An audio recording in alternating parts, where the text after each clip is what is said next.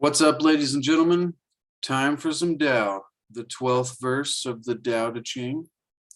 It is Tuesday, and like I said last week, we're gonna do the Tao on Tuesdays. Or we should be doing it every day. But at the end of each of these chapters, we'll be visiting with Dr. Wayne Dyer and Change Your Thoughts, Change Your Life. We'll also be visiting with Lao-tzu through the verses of the Tao Te Ching in connection with what Dyer writes about it, and then layered on top of that is my ramblings and rantings and ideas about what it may mean to me. And you know, it's interesting putting it that way. I've heard somebody said it in the past, like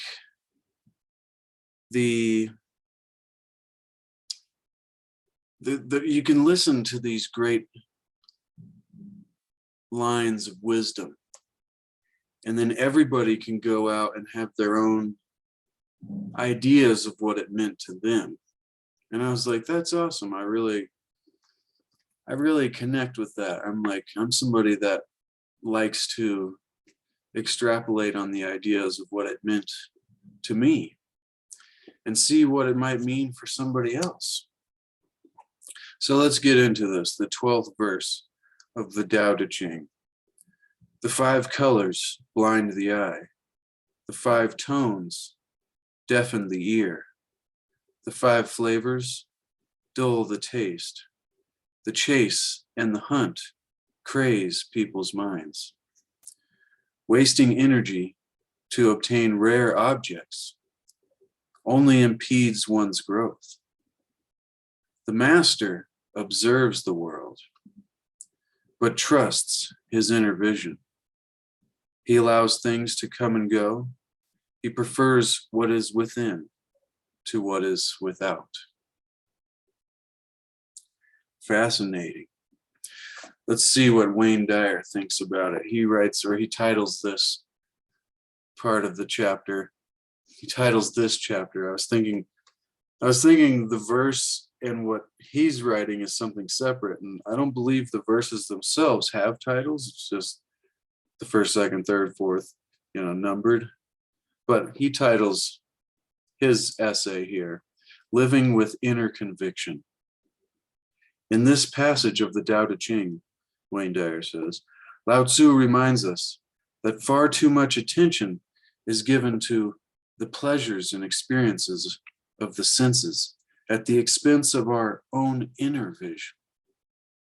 Focusing exclusively on sensory data creates a world of appearances which are ultimately illusions.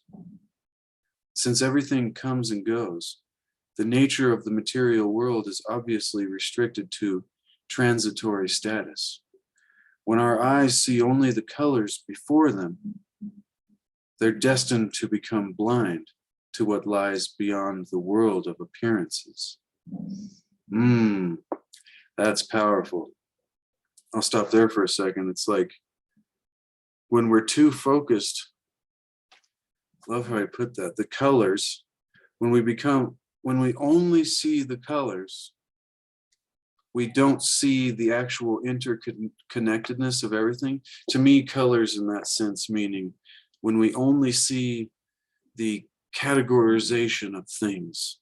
So like this is a table, and this, is a chair, and that's the floor, and it's wood, and it's metal, and we separate things and break them down, and we become blind to the true essence, maybe, which to me wouldn't be, the electromagnetic or all of that stuff, but would be the pure interconnectedness and hidden underlying necessity of the background of things. It goes back to that, the black of space for the light to be visible. It's very fascinating. I'll continue. We cannot know the creator if we're focused exclusively on what's been created. In the same way, we lose our own creativity when we're unaware of what's behind all acts of creation. Fascinating. Sight, scent, sound, touch, and taste are the domains of the senses. If you're locked into a belief that the pursuit of sensory satisfaction is the focus of life, you'll be consumed by what Lao-tzu calls the chase. Funny enough, that's my name. This quest for adoration, money, and power is a waste of energy because there's never enough. So striving for more defines your daily regimen. The philosophical implications on the structures of daily life in modern society, it's fascinating related to those statements there. The quest for adoration, money, power is a waste of energy because there's never enough. So striving for more defines your daily regimen.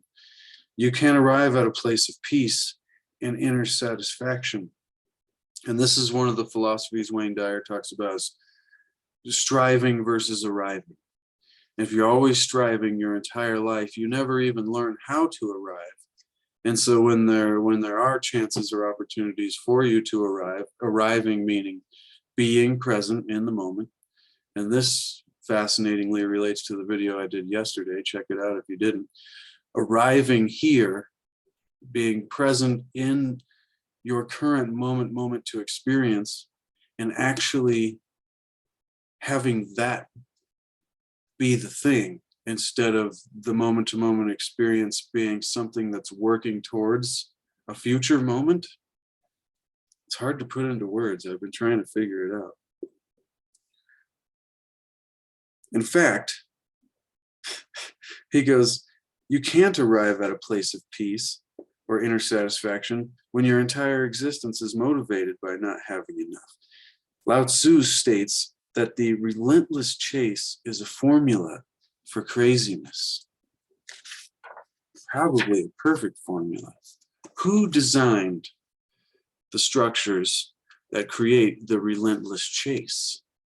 Apparently it goes all the way back to Lao-tzu's times. It's fascinating.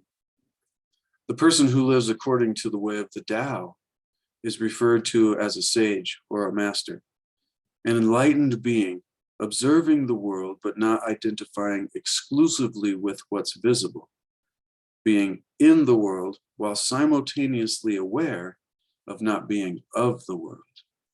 I like the little addition there to that famous statement, being in the world while simultaneously aware of not being of this world. The master goes within, where inner convictions replace the chase. In silence, sustenance is enjoyed beyond the dictates of the palate.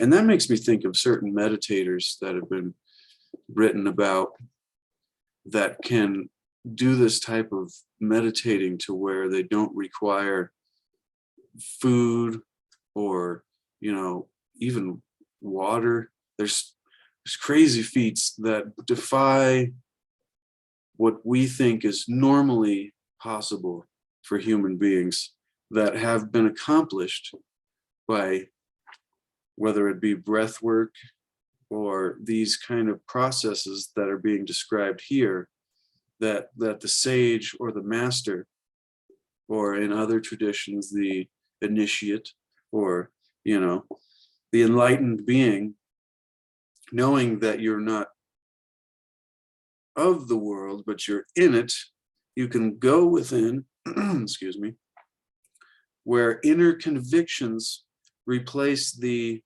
fill in the blank. Here he's talking about the chase, this daily regimen of striving for more. But that same metaphorical philosophy, if those are the right words, goes towards many things in life beyond just the chase itself, or beyond the striving for more. Whether it, be just going to get money to make the payments or whatever it is. It's almost we're talking about manifesting in some kind of way here. And it's funny how it often relates back to that. Is all of these, the sage, the master, once you get to this level, there's an ability to interact with the world in a different way, to where you almost become the creator, the co-creator with creation. The Tao. You become part of the Tao. All right, I'm going to get back to it. Aware of his, here we go. From an inner perspective, nothing more is needed. Aware of his or her infinite nature, the sage has the realization that this is a temporary world of physical appearances, which includes the body that he or she arrived in and will leave in. The master sees the folly of appearances and avoids the seductive lure of acquisitions and fame. And I think the most interesting note there would be to, if we are, a master and we see the folly of the appearances and avoid the seductive lure and acquisitions of fame, but then I'll add, how do we also function at a high level within that matrix that still exists today, from as long ago as these ideas that Lao-tzu was writing about? I mean, trying to go back to the beginning here to find the date of these suspected. We'll keep going. That's easy to Google up real quick. I believe that our ancient friend and teacher, Lao-tzu, wanted to convey these simple truths when he dictated the 12th verse of the Tao Te Ching. Extend your perspective beyond the sensory level. This is a powerful little bit here. Your inner conviction knows that a rose is more than a flower, as it offers a pleasant fragrance and velvety petals. Use that knowing to perceive the creative, invisible force that brings an intricate, blooming miracle from nowhere to now here, which, funny enough, is the same letters, just split at the W and the H. Nowhere to now here, and back to nowhere to now here. Experience the essence of the creator who allowed this blossoming masterpiece to emerge from a tiny seed.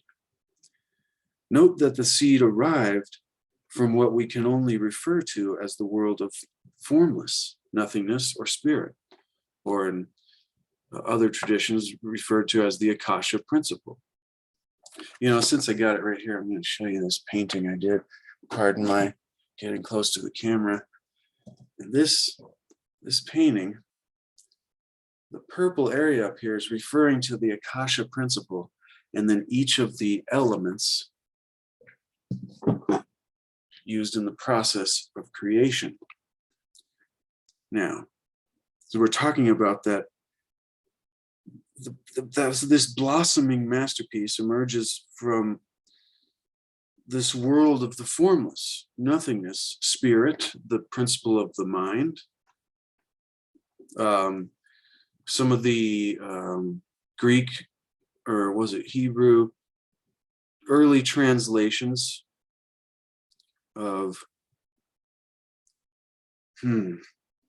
I'll just keep going. I was going to start rambling, but it's okay. The void is what I was going to say. The earth in the creation story in Genesis, the void that is described where everything came out of is the same kind of thing that we're getting at, this place of nothingness, the Akasha, the mind, the formless, the void. And so it's referenced throughout all traditions. Funny enough, here, it's culminating in these kind of, it's funny how all of these things are interconnected and they just show up in different ways of describing them, different sentences, different viewpoints. So see that the spirit animating the colors, scents, textures, and look at all of life from a transcendent perspective. You'll be less inclined to join the chase and more inclined to live from the inner conviction that your true essence is not of this world. Discontinue pursuing yourself to perpetually accumulate more. Pressuring. Discontinue pressuring yourself to perpetually accumulate more. Let others be consumed with the chase if they choose to. It's a hard thing. We're always wanting to, once you start getting these viewpoints, you're like, hey, everybody. But we must let others be consumed with the chase if they choose to, while you learn to relax. Rather than focusing outward, turn inward. Cultivate awe and appreciation as inner touchstones, rather than an outward determination for more, adoration, and accumulation. Dang, stacking up the Asians there. When you see a beautiful sight, hear an enchanting sound, or taste a mouth-watering delicacy, allow yourself to think of the miracle within these sensory pleasures. Be like the master who prefers what is within to what is without, as the verse quotes. The 5 colors blind the eye, the 5 tones deafen the ear, the 5 flavors dull the taste, the chase and the hunt craze people's mind. The master observes the world, but trusts his inner vision. He allows things to come and go, prefers what is within to what is without.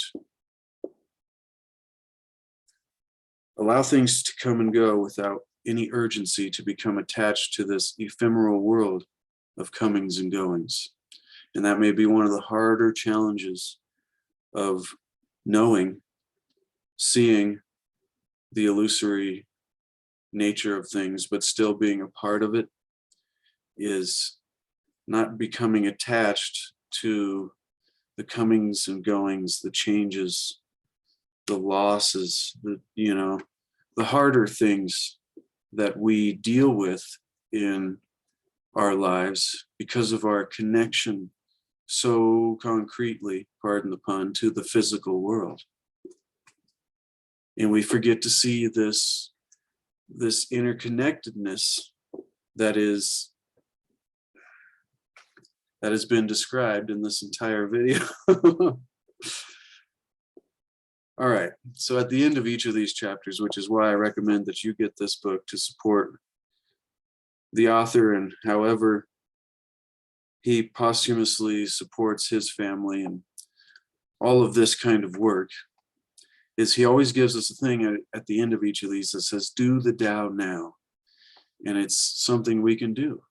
It's like something practical. And that's something I love about all this spiritual stuff, whether it's, positive psychology or, self-help, personal development, spirituality, any of these things, is the practical toolkits that we can actually use and apply in our daily lives so that, it's not just a bunch of wonderful conversation, it's actually applicable.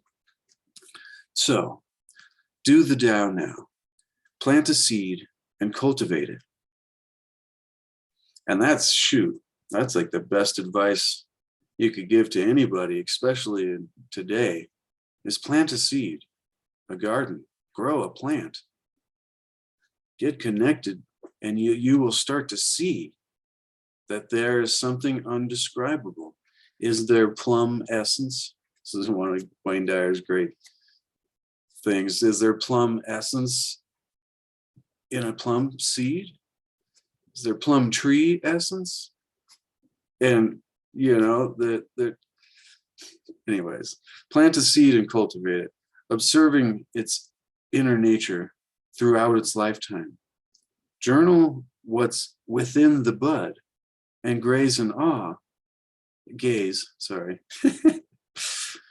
Journal what's within the bud and gaze in awe at what's in that seed. And that will one day create a flower. And back to the plum seed, and the seed creates tree, creates the branches, in the leaves, in the fruits, it's amazing. In one seed, like an orange, yeah, I like to rant. Then extend the same awe to yourself and the seed that had you contained inside as well. Use this as a reminder of your invisible inner self, which is the Tao at work. Super powerful, ladies and gentlemen. Super powerful. I know I personally get value. If you get value, consider subscribing. Or maybe don't share this don't share this video. You don't have to, but share this knowledge, this information, these ideas, these understandings that can give us access to a higher quality of life in many areas. Because once you start to see with new eyes, you start to see the connections and the implications that apply to more things than the chase that was being described in there, which I kind of want to go back to that one sentence that was so good. It was like, aware of his inner nature, the master sees the folly of appearances and avoids the seductive lure of acquisitions and fame, which is the chase that was being described, or this constant striving that we all deal with in modern society. And so share the philosophies, the wisdom that can help people escape from their constant struggle and striving, rather than a different way that we can choose of arriving and being, because happiness and contentment and peace and those kind of things, as I was just describing on yesterday's video, are things that are, maybe we can find them in the striving, but I think they're 100,000 times more easily brought to our lives, rather than as a result achieved momentarily until you go to the next striving. I think something that can be brought to our lives, and if we're able to be in the moment, then they're so much easier to bring when we're not attached to our idle, future desires and past frustrations, and we can kind of just be in what is actually happening. I think it will make it much easier for us to bring those things into our life and then go forward from that perspective. Something I've always pondered on. I'm always playing the devil's advocate in my head, or asking the opposite thing, is like, if we're being here in the moment now, and we're bringing peace, and it's real easy, and happiness, how do we then strive to be greater at the same time, while not connecting to that? And so that's another conflicting paradox. I think there are ways to, it's like a what was it, it's motivation, deficiency motivation versus growth motivation. And I think that is one of the key distinctions in that area. But anyways, we'll leave it there, ladies and gentlemen. That was another Tuesday Tao. Be sure to expand the description next to the title down there, so you can check out the link to the book and get one for yourself, get one for a friend, and share Wayne Dyer and shoot the Tao Te Ching. It's the most beautiful book. Hope everybody got something out of this, and if not, I'll come back to this many years from now if it still exists in a library somewhere. But thank you so much, ladies and gentlemen. I'll be back in the future with more wonderful wisdom of the ages to throw your way.